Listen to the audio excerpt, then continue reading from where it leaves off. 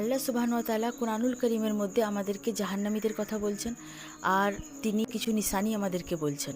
তার মধ্যে হচ্ছে যে তারা একে অপরকে দোষারোপ করবে। দেখুন, এই বিষয়টা একটা লক্ষ্য করার আছে যে আল্লাহ সুবহানাহু ওয়া তাআলা আমাদেরকে বলেন যে তোমরা শয়তানের পদাঙ্ক অনুসরণ করো না। তো অতএব কুরআনুল কারীমে বলা হয়েছে যে তুমি যখন বেঁচে আছো তোমার তওবার রাস্তা খোলা আছে। তো অতএব তুমি যে কোনো সময় তওবা করে তোমার রবের নিকট ফিরতে পারো। আল্লাহ তাআলা নিশ্চিত আমাদেরকে এটাই বোঝাচ্ছেন যে জাহান্নামীদের পদাঙ্ক অনুসরণ করো না। তো তাদের যে গুণগুলো আছে সেগুলো আমাদেরকে বলে দেওয়া মানে এইটাই যে সেগুলো যদি তোমাদেরকে আক্রমণ করে, এইসব গুণাবলী যদি তোমাদের মধ্যে তোমরা দেখো, তাহলে সেগুলোকে তোমরা বের করো, বহিষ্কৃত করো সেগুলোকে তোমাদের মধ্য থেকে। তো জাহান্নামীদের গুণগুলোর মধ্যে একটা এই হচ্ছে যে তারা একে অপরকে দোষারোপ করবে, দোষ দিতে থাকবে। তো আমরা যেন এটা না করি। আমরা যখন দুনিয়াতে দেখি যে আমার এই কাজটা করার বা এই ফলটা আমার তার জন্য হচ্ছে, সে এটা করেছে, ওইটা করেছে, এটা হচ্ছে বিভ্রান্তি, এটা বিভ্রান্তিকর জায়গা। তো আমরা বিভ্রান্তির মধ্যে পড়ে গেছি, এটা স্বাভাবিক কথা। তো আমরা যেন নিজেকে সংযত হয়, আমরা যেন আল্লাহকে ভয় করি, আর আমরা যেন এমনটা না করি। আমাদেরকে বুঝতে হবে যে আল্লাহ সুবহানাহু ওয়া তাআলা জুলুম করেন না, আর কোনো ব্যক্তির ওপরে অন্যের কর্মের ফল পড়ে না, তার উপর তার কর্মের ফলই পড়ে। তো আমরা যা ভোগ করছি সেটা আমারই কর্মের ফল। তো অতএব আমরা যেন অন্যকে যেন দোষ না দিই, এই থেকে আমাদেরকে সরে থাকতে হবে।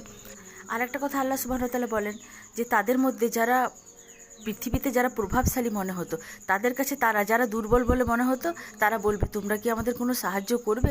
তখন তারা বলবে, এবং তারা বলবে আমরা বিপদগ্রস্ত, আমরা ক্ষতির মধ্যে আছি। তখন তারা বলবে আমরা উভয়ই আযাবের মধ্যে আছি, আর আমরা তোমাদের কোনো সাহায্য করতে পারবো না। তো অতএব এই বিষয়টা আমাদেরকে দুনিয়াতে আল্লাহ সুবহানাহু ওয়া তাআলা বলছেন, যখন আমরা কোনো প্রভাবশালী মানুষের কাছে ছুটে যাই আর বলি যে তুমি কি আমার সাহায্য করবে, তো আল্লাহ সুবহানাহু ওয়া তাআলা বলেন যে না, সে তোমার সাহায্য করতে পারবে না। তুমি মানুষের কাছে ছুটে যেও না, তুমি ছুটে এসো তোমার রবের কাছে, আর তুমি সাহায্য চাও। তোমার রব হচ্ছেন উত্তম সাহায্যকারী, এবং তিনি তোমার অভিভাবক, এবং তিনি তোমার পাশে সর্বদাই আছেন। সর্বদাই তিনি তোমাকে দেখেন আর শুনেন, আর তিনি তোমার সর্ব অবস্থা পর্যবেক্ষণ করেন, তিনি তোমাকে দেখেন। তো অতএব তুমি তোমার যা কিছু প্রয়োজন, যেখানে তুমি অসুবিধা বোধ করছো, যেখানে তুমি কষ্টের মধ্যে পতিত হচ্ছ, তুমি ছুটে যাও তোমার রবের কাছে, আর সেখানে তুমি তার কাছে সাহায্য চাও, অবশ্যই তুমি সাহায্য পাবে। তো আল্লাহ তাআলা আমাদেরকে এটা এখানে বোঝাচ্ছেন যে আমরা যেন মানুষের কাছে সাহায্যের জন্য না ছুটি, আমরা যেন আল্লাহর কাছে যাই। আর আল্লাহ সুবহানাহু ওয়া তাআলা বলেন যে ওরা একে অপরের জন্য বলবে, মানে পূর্ববর্তীরা পরবর্তীদের জন্য এবং পরবর্তীরা পূর্ববর্তীদের জন্য বলবে যে আল্লাহ আপনি তাকে দ্বিগুণ শাস্তি দিন, আর উভয়ের শাস্তি দ্বিগুণ, কিন্তু তারা তা জানে না। দুনিয়াতে আমরা অনেক মানুষকে দেখি যে আমি এটা করেছি ঠিক আছে, কিন্তু আমার থেকে সে বড় দোষী, তো অতএব তার শাস্তিটা আমার থেকে বড় হওয়া দরকার, অতএব আমি তার জন্য শাস্তি কামনা করলাম, নিজের জন্য কামনা করছি। তো আল্লাহ সুবহানাহু ওয়া তাআলা এটাই বলছেন যে তোমরা এমনটা করো না। এই জন্য রাসূল সাল্লাল্লাহু আলাইহি ওয়াসাল্লাম আমাদেরকে বলেন যে তোমরা ক্ষমা করো, তোমরা ক্ষমাশীল হও, তোমরা মানুষকে ক্ষমা করতে শিখো, কারণ সেও মানুষ তোমার মতো।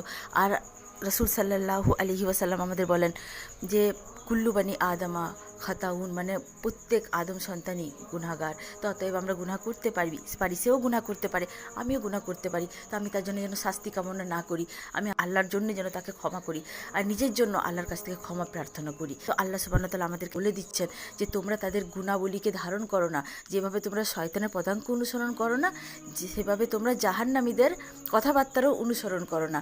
তো আল্লাহ তাআলা আমাদেরকে সতর্কতা দিচ্ছেন, আর কোরআনুল কারীম আমাদের জন্য সতর্কবাণী।